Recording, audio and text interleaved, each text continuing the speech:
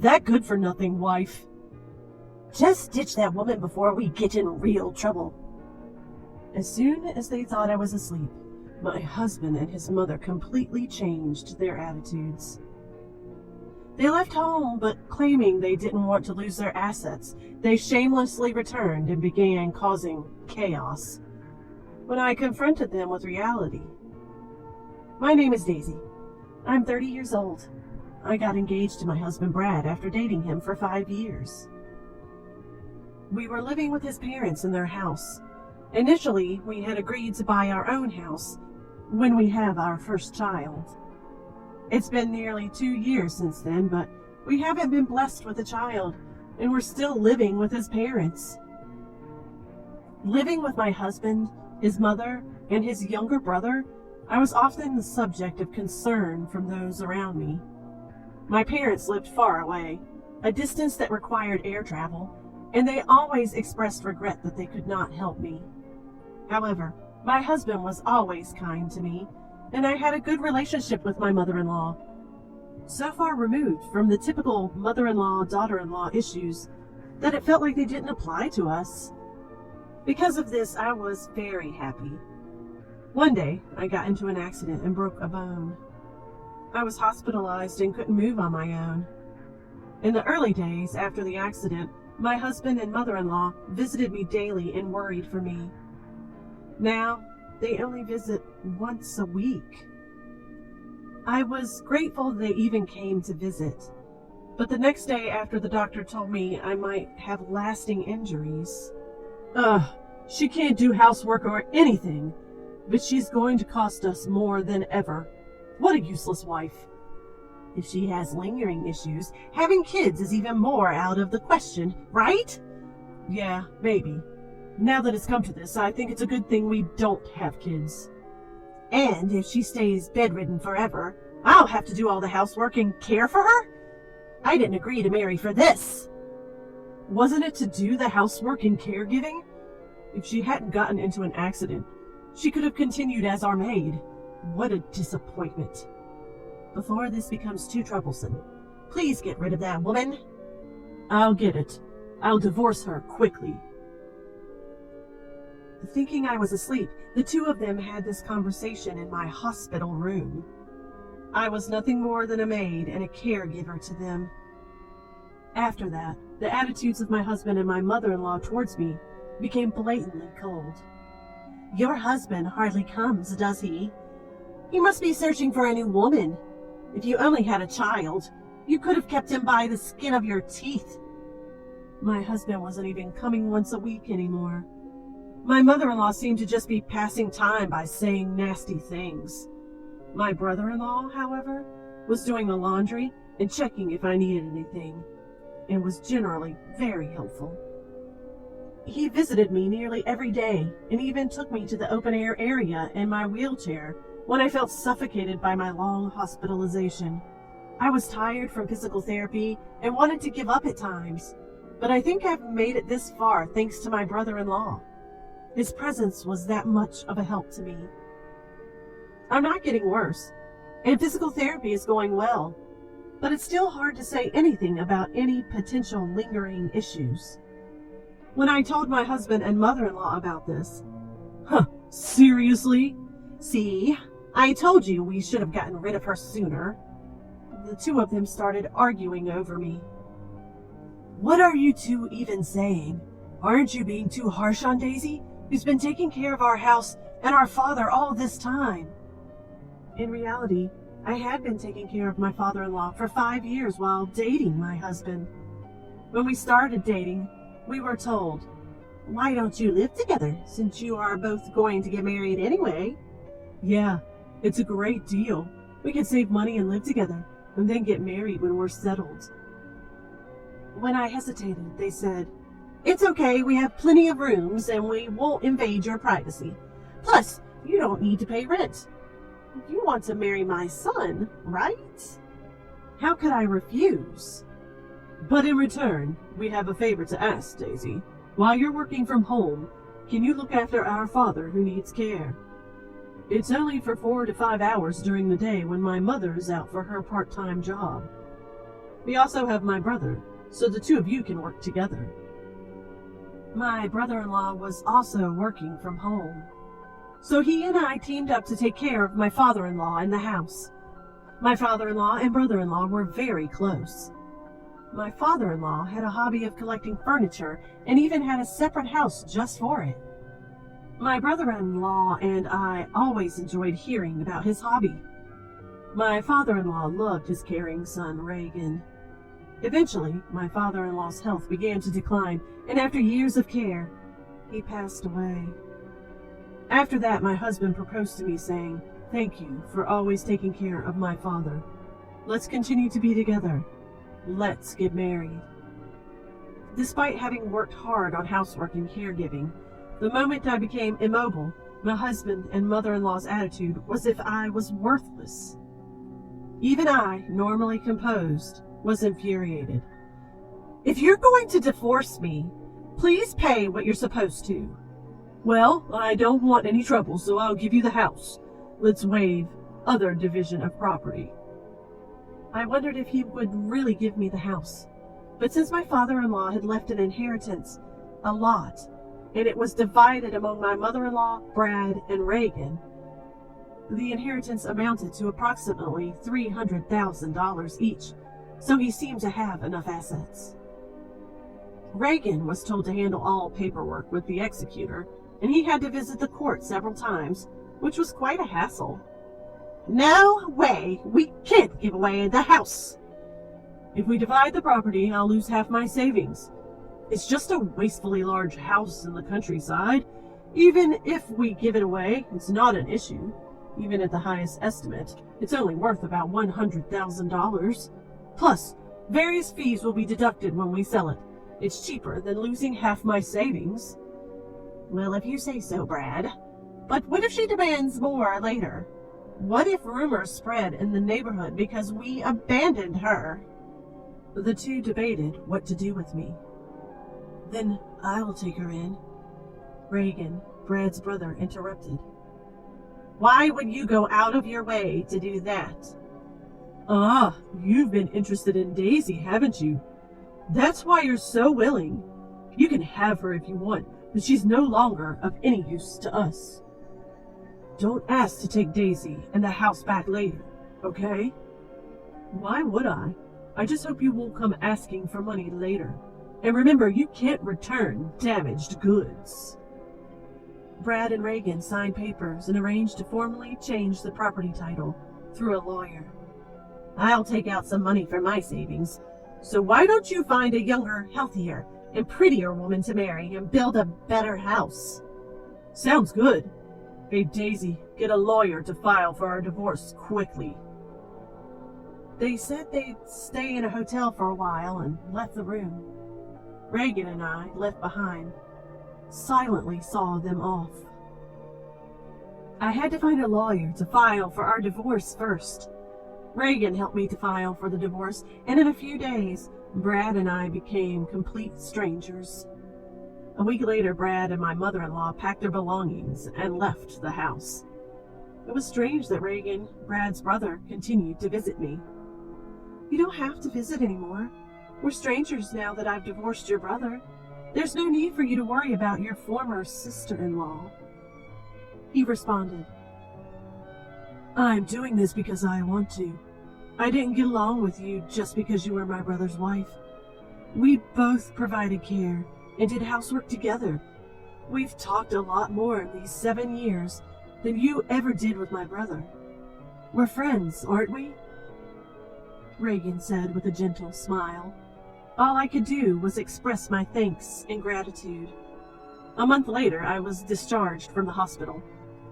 Although I had to visit the hospital for physical therapy, I felt relieved to be home after such a long time.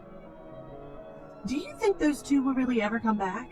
I'm worried they might come back and make me work again. If they come back, I'll drive them away. I can't forgive them for treating you so horribly. Plus, they have no right to return to this house, Reagan reassured. I was still unable to move as before, so Reagan took care of most of the household chores. Fortunately, as I had been working from home as a freelancer, I was able to return to work and contribute financially. Thanks to the bi-weekly physical therapy, I recovered smoothly without any complications. A year later, I was able to live as before, and Reagan and I collaborated on the housework. We spent more time together, syncing our days off to go on trips. Just when I thought our peaceful days would continue, a storm suddenly came. One night, while Reagan and I were eating dinner, the door was knocked, and the intercom rang repeatedly. When I nervously answered, the person on the monitor was Brad. "Hey, open up!" Thinking this noise might disturb the neighbors, I opened the front door, and Brad entered the house without hesitation.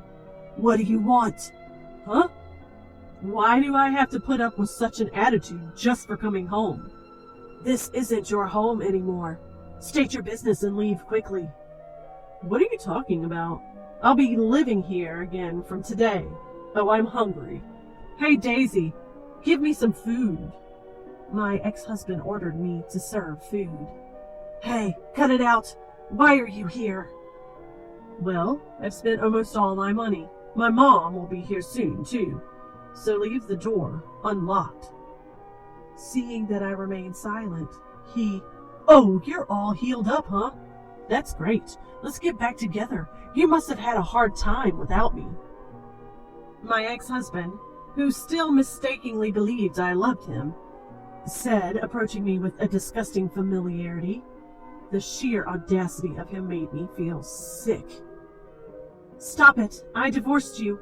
I don't care about you anymore." "Don't get cocky. You've been living on my money all this time, and you can't do anything but housework. Just shut up and do as I say." Brad shouted at me. Just then the door opened and his mother arrived. "You left the door unlocked. That's careless." "Oh, what's going on?" "She's been getting cheeky, so I was giving her a bit of education. She's grown thick-skinned in the year we've been away." Once again, Brad and his mother began to make themselves at home, as if it was the most natural thing in the world. "Enough is enough. This isn't your home. I'm calling the police." "Oh yeah, about that. This house was originally in your father's name, right? So that means that the heir, including my mother, makes our agreement null and void, doesn't it?" Brad said, shouting such an unreasonable claim. "You promised to give me the house. If you're nullifying that, then everything about the division of property should be nullified as well. Give me half the savings." "Sure, but I don't have it anymore. Didn't I tell you earlier? I've squandered it all. I quit my job, spent it all on booze, fun, investments, you name it." I was taken aback by Brad's words. It was unbelievable that he could have spent such a large sum of money in just 1 year. "Also, I have some debts with consumer finance. About $20,000, I guess. Can you pay for me?" I initially thought he was lying, but his mother confirmed it. "I can't lend you that much money." "I'm not asking you to lend it. I'm telling you to pay it." "I'm not giving you any money. I'm calling the police." As Reagan dialed the police to report the situation, "You've become quite daring in the past year. You're just showing off because Daisy's here." Brad began to wreak havoc in the house, breaking the precious furniture that had been my father-in-law's keepsake. His mother also started to destroy the furniture, laughing as she did so. "How could you do something so terrible? That's the closet my father-in-law cherished." "Shut up." Brad and his mother continued their rampage, ignoring my pleas. About 10 minutes later, when the police arrived, I explained the situation to them. "This is quite a mess. Let's hear your side of the story." "Huh? What's wrong with me breaking things in my own house?" "That's right. We're just crushing things we don't need. What's the problem?" When the police seemed unsure how to respond to this, Reagan stepped in. "This house has never belonged to these two. It's under Daisy's name." "Huh? What kind of nonsense are you talking about?" "Actually, before he passed away, our father-in-law left a will through a lawyer. Of course, you wouldn't know. You handed over what you were told and left the rest to Reagan. So this house was yours from the beginning." When I confirmed this, Brad and his mother stood dumbfounded. So this isn't your property, then? Oh, hold on. But I'm her ex-husband. We're like family, so she'll forgive me, right? Don't make me laugh. You're a stranger once you're an ex. I don't even know that you were in contact with another woman before our divorce was finalized, and who treated me like a maid, if not you. No, that's not what happened. I was just going along with what my mom said. She ordered me to do all this. Brad, what are you saying? Your failed business? Your failed relationships with young girls? Your gambling and debts? Aren't these all your doing? According to his mother, Brad had been trying to marry a young woman after our divorce.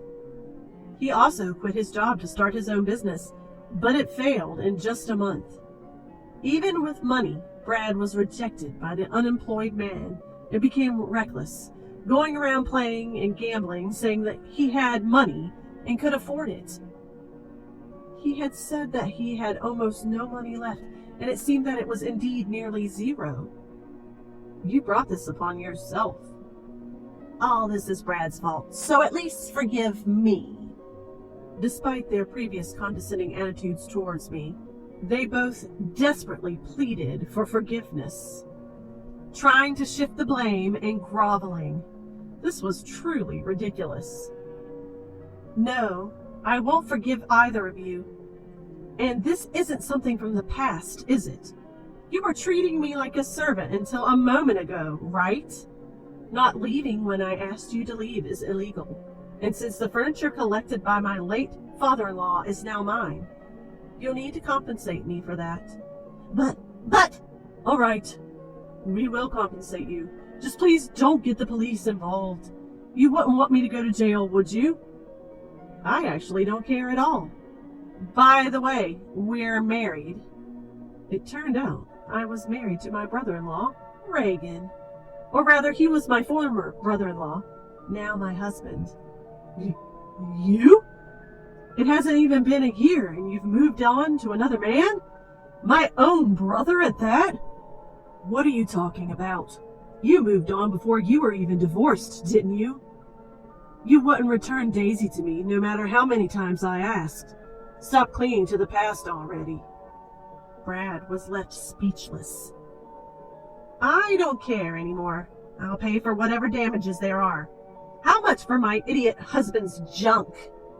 Well, if we calculate roughly, about $100,000. Huh? What? The furniture that my father-in-law had collected was all high-end pieces made by famous designers. Brad and his mother, who had no interest in these items, seemed to have believed they were just junk. You're going to compensate for what you've broken, right? We're not sure if we can get the same items, but make sure to pay properly. Brad and his mother, unable to afford such compensation, were distraught. For the time being, the police took the two of them away for trespassing and vandalism. Of course, I didn't forgive them and went ahead with the lawsuit. Afterwards, Brad and his mother, who were desperately seeking help from Reagan, were bluntly rejected, with him saying, "I'm ashamed to even be related by blood." Brad and his mother were likely receiving their just desserts together. And there's one more thing I kept secret. My father-in-law told me to sell the house and use the money as I wish. Reagan had told me that the price of the house was $100,000, but in reality, the document stated the value of the house around $500,000. It's a good location, so it might sell for a bit more. But for now, Reagan and I decided to take it easy in the house my father-in-law left us, with no plans to sell it. Eventually, we planned to sell the land and build a new house. I had some worries about having children, so after getting married to Reagan, I went to the gynecologist for a checkup, but there were no issues with either Reagan or me. Now, with the troublemakers gone, Reagan and I are living happily together.